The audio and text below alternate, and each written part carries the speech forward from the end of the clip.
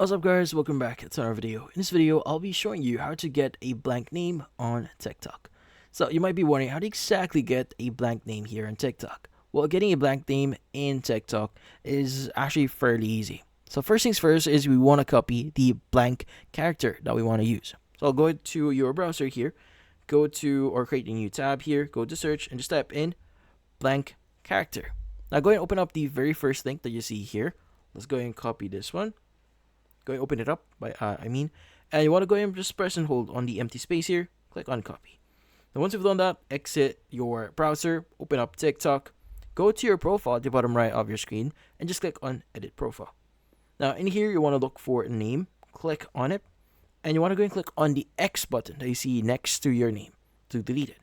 Now press and hold on the name section, click on paste, and click on save at the top right to confirm your save. Now from here, just click on confirm. And by the way, you can only change your nickname every 7 days. Just make sure that you're sure. But if you click on confirm here, this should update your name into a blank one. But yeah, so in this case, that's about it. So if you found this video, don't forget to leave a like or maybe subscribe to our channel. Thank you for watching.